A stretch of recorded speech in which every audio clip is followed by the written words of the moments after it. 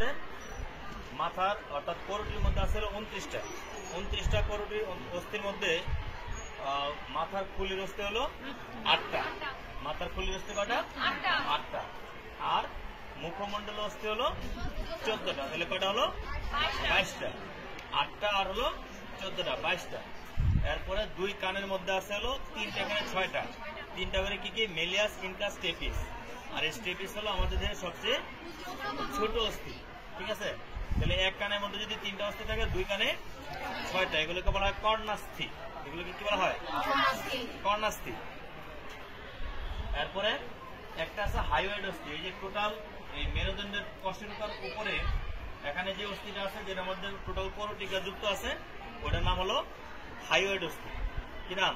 হাইওয়েড অস্থি। এই জায়গা থাকে। আচ্ছা, এবার আসো আমাদের মেরুদণ্ডে কয়টা অস্থি আছে এটা এখন দেখো। টোটাল এখান থেকে এই পর্যন্ত সম্পূর্ণ হলো মেরুদণ্ড। আমাদের মেরুদণ্ডে অস্থির সংখ্যা হলো মোট 26টি। কয়টি? 26টি। এটা আবার অপরিণত অবস্থায় যারা বাচ্চা অবস্থায় থাকে তাদের আবার সংখ্যাটা বেশি থাকে। কোন জায়গায় বেশি থাকে আমি দেখাচ্ছি। দেখা এখানে এই যে 1 2 3 4 5 6 7, এই 7টা অস্থি হলো আমাদের গাড়ের বরাবর গ্রীবাদেশীয় কশেরুকা বলা হয়। টোটাল মেরুদণ্ডের অস্থিগুলোকে একসাথে বলা হয় কশেরুকা। কি বলা হয়? কশেরুকা। এর মধ্যে গ্রীবাদেশীয় কশেরুকা হলো, এগুলো হলো সার্ভাইকাল কশেরুকা। কি কশেরুকা বলে? সার্ভাইকাল কশেরুকা। সার্ভাইকাল কশেরুকা হলো 7টা। সার্ভাইকাল কয়টা? 7টা। এরপরে দেখো এই যে বক্ষপিঞ্জরের যে অস্থিগুলো আছে, বক্ষপিঞ্জরের অস্থিগুলো মেরুদণ্ডের যেখানে এসে যুক্ত হয়েছে ওই জায়গাটাতে ওই পাশে 12টা বক্ষপিঞ্জরের অস্থি আর এই পাশে 12টা বক্ষপিঞ্জরের অস্থি, অর্থাৎ 12 জোড়া বক্ষপিঞ্জরের অস্থি মেরুদণ্ডের যে প্রত্যেকটা দুই পাশে এসে যুক্ত হয়েছে। এখানে অস্থি আছে 12টা। 12 জোড়া বক্ষপিঞ্জর যে কশেরুকাগুলোর সাথে যুক্ত আছে এগুলোকে বলা হয় থোরাসিক কশেরুকা। এগুলোকে কি বলা হয়? থোরাসিক কশেরুকা। তাহলে থোরাসিক কশেরুকা আছে হলো 12টা। তাহলে 7টা আর 12টা কয়টা হয়েছে? 19টা। কয়টা? 19টা। কথা বলতে হবে। কয়টা হয়েছে? 19টা। এরপরে এখানে এই যে কোমরের উপরে এখানে এই জায়গাটা একটু সরু না? এই যে এখানে দেখো এই জায়গাটা, এখানে আছে হলো 1 2 3 4 5টা। 1 2 3 4 5। এই 5টাকে বলা হয় তোমার লাম্বার কশেরুকা। এগুলো কি বলা হয়? লাম্বার কশেরুকা। লাম্বার কশেরুকা। তাহলে লাম্বার হলো 5টা। তাহলে 19 আর 5 24টা। এখানে এই যে একটা বড় অস্থি দেখতে পাচ্ছ, এটাকে বলা হয় স্যাক্রাম। কি বলা হয়? স্যাক্রাম একটা। এই কককিক্স একটা। সর্বশ্রেষ্ঠ হলো কককিক্স। তাহলে স্যাক্রাম একটা, কককিক্স একটা। স্যাক্রামে এখানে 5টা অস্থি অপরিণত অবস্থায়, বাচ্চা অবস্থায় 5টা অস্থি ছিল। এখানে কয়টা অস্থি ছিল? 5টা অস্থি মিলে একটা হয়ে যায়। 5টা অস্থি মিলে একটা হয়ে যায়। তাহলে এখানে কমসে কয়টা? 4টা। আর এখানে নিচে কককিক্সের মধ্যে 4টা অস্থি ছিল। 4টা অস্থি মিলে একটা যুক্ত হয়ে যায়। এটা নাম হলো কককিক্স। তাহলে এখানে কমসে কয়টা? 3টা। তাহলে 4টা 3টা 7টা কমলে অপরিণত অবস্থায় তাহলে মেরুদণ্ডের অস্থি ছিল কয়টা? 33টা। 33টা। পরিণত অবস্থায় কয়টা হয়? 26টা। তাহলে আমরা যে 206টা হিসাব করি সেখানে আমরা ধরবো কয়টা? 26টা হিসাব করি। কয়টা? 26টা। তাহলে মেরুদণ্ডের মোট কশেরুকা কয়টা গেল? মেরুদণ্ডের অস্থিগুলোর নাম কি? কশেরুকা। কি নাম? তাহলে কশেরুকার সংখ্যা কয়টা? 26টা। কশেরুকার সংখ্যা হলো 26টা। আচ্ছা, এবার দেখি আমরা বক্ষপিঞ্জরে কয়টা আছে। তাহলে 26টা এখানে, আর করুটির মধ্যে হলো 29টা। কয়টা গেছে? 26টা কশেরুকা। আর মেরুদণ্ড করুটির মধ্যে গেছে 29টা। 26 আর 29 কয়টা? 55। কয়টা হয়েছে? 55টা। আর বক্ষপিঞ্জর আছে 25টা অস্থি। কয়টা? 25টা। এই পাশে 12টা হলো পরশুকা, এই পাশে 12টা পরশুকা। তাহলে 12 জোড়া অর্থাৎ 24টা হলো পরশুকা বলা হয়। বক্ষপিঞ্জরের যে অস্থি এগুলোকে কি বলা হয়? পরশুকা। তাহলে বক্ষপিঞ্জরের অস্থি কয়টা? বক্ষপিঞ্জরের পরশুকা হলো 24টা। আর মাঝখানে যেটাতে যুক্ত আছে এটার নাম হলো স্টারনাম। এটার নাম কি? স্টারনাম। তাহলে স্টারনাম হলো একটা। তাহলে কয়টা হয় মোট? 25টা। তাহলে বক্ষপিঞ্জরের অস্থি কয়টা? 25টা। এই 25টা অস্থির হিসাব কি কি? পরশুকা 24টা অর্থাৎ 12 জোড়া, পরশুকা হলো 24টা, আর স্টারনাম হলো একটা। কয়টা হয়েছে? 25টা। এখানে এই কোষকাগুলোর আবার আলাদা আলাদা নাম আছে। কোষকাগুলোর কি আছে? আলাদা আলাদা নাম আছে। কি নাম দেখো?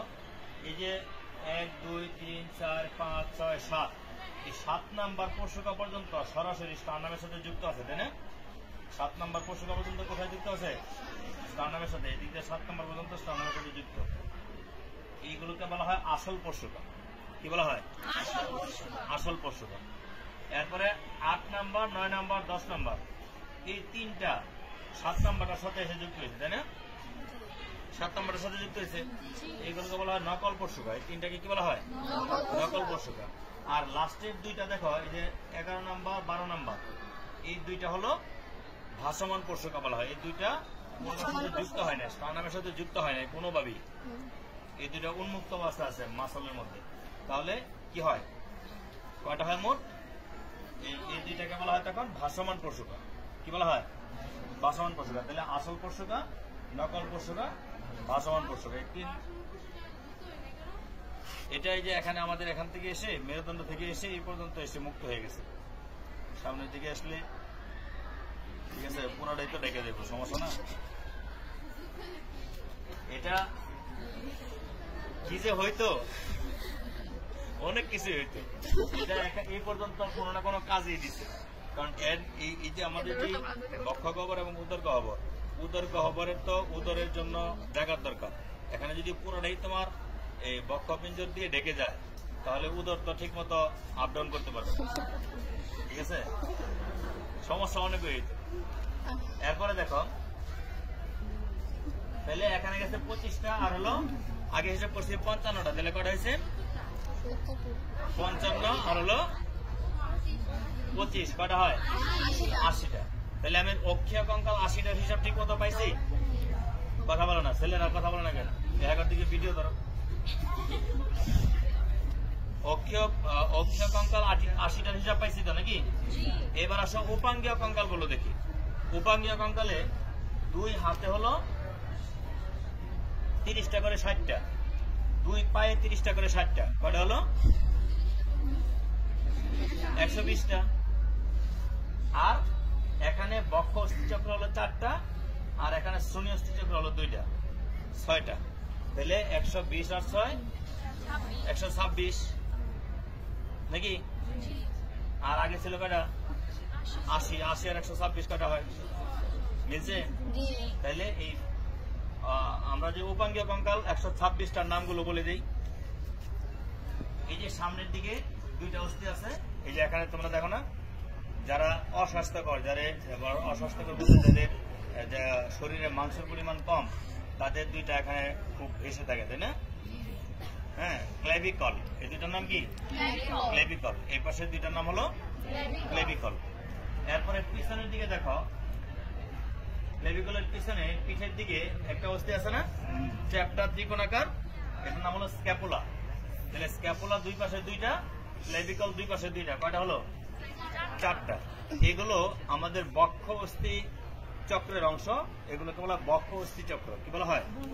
বক্ষ অস্থি চক্র।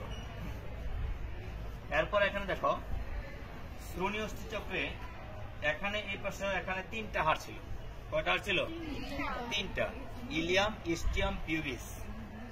Ilium, ischium, pubis. এই 3টা অস্থি মিলে এই পাশে একটা হয়ে যায়, আবার এই পাশে 3টা মিলে একটা হয়ে যায়। এই পাশে 3টা মিলে কি হয়?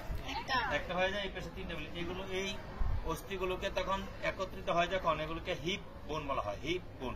কি বলা হয়? হিপ বোন। এটা আমাদের শ্রোণী গঠন করে, কোটিদেশ গঠন করে। এই কারণে এগুলো বলা হয় শ্রোণী অস্থি চক্র। কি বলা হয়? শ্রোণী অস্থি চক্র। তাহলে বক্ষ অস্থি চক্র হলো 4টা অস্থি। বক্ষ অস্থি চক্র কটা? 4টা অস্থি। আর শ্রোণী অস্থি চক্র কটা? 2টা অস্থি। তাহলে কটা হলো? 6টা। আর 120টা কোথায়? 2 হাতে আর হলো 2 পায়ে। তাহলে 2 হাতের অস্থি গুলো দেখি, এটার নাম কি বলতে পারবে কেউ? জীবন না দেখছি না, কর্ম করতে নাকি? হাতে আছে তোমাদের? হ্যাঁ, সবার হাতে আছে তো নাকি? আচ্ছা, এই অস্থিটার নাম হলো হিউমেরাস। এটার নাম কি? হিউমেরাস। এটার নাম হলো রেডিয়াস, এটার নাম হলো আলনা। রেডিয়াস তাহলে কটা হয়েছে? তিনটা। কটা হয়েছে? এই হাতের কবজির ভিতরে এখানে ছোট ছোট পাথরের মতো 8টা অস্থি আছে। কটা? 8টা। এগুলোকে বলা হয় কার্পাল। কি বলা হয়? কার্পাল। কিপাল। কার্পাল হলো কটা? 8টা। হলো 3টা, 11টা। এই হাতের তালুর ভিতরে লম্বা লম্বা 5টা অস্থি আছে। এই যে এখানে 1 2 3 4 5 5 আঙ্গুলের গোড়ায় কবজির তালুর ভিতরে 5টা অস্থি আছে। তাহলে এই 5টার নাম হলো মেটাকার্পাল। কি নাম? মেটাকার্পাল। তাহলে কার্পাল হলো 8টা, মেটাকার্পাল 5টা। ফ্যালাঞ্জেস, ফ্যালাঞ্জেস গুলো সবার আঙ্গুলে সহজে হিসাব করে ফেলতে পারবো। দেখো 1 2 3, দেখো দেখো 1 2 3 4 5 6 7 8 9 10 11 12, আর এখানে কয়টা? 2টা। এই 14। এক হাতে ফ্যালাঞ্জেস কয়টা? 14টা। তাহলে 14 আর 5 19, 19 আর 8 27, 28 29 30 হয়েছে। তাহলে এক হাতে অস্থির সংখ্যা কয়টা? 30টা। তাহলে এই হাতে কেমন হইব? 30টাই তো। তাহলে 2 হাতে মিলে 60টা। এবার আসো 2 পায়ে। 2 পায়ে কয়টা বলছিলাম? 60টাই। এক পায়ে কয়টা? 30টা। তাহলে এক পায়ের হিসাবগুলো দেখি।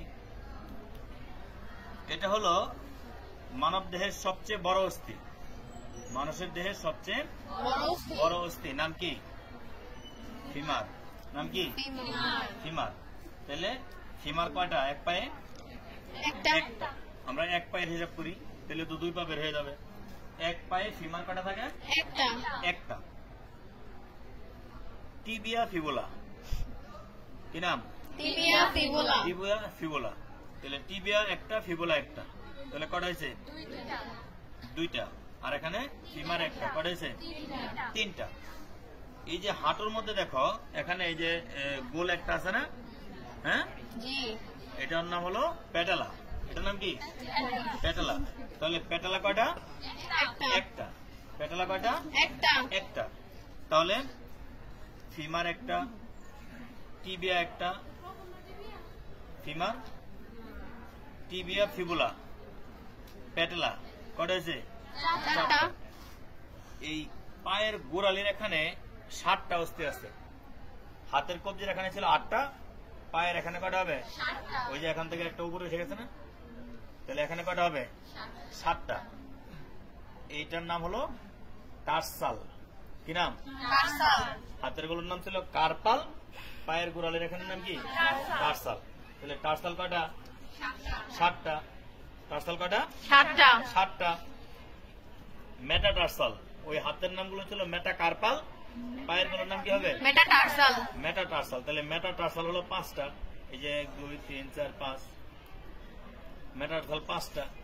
তাহলে 5টা 7টা 12টা 13 14 15 16, আর ফ্যালাঞ্জেস হলো 14টা। ঠিক আছে? কয়টা হয়? 30টা। তাহলে এক পায়ে 30টা হলে 2 পায়ে মিলে হলো 60টা।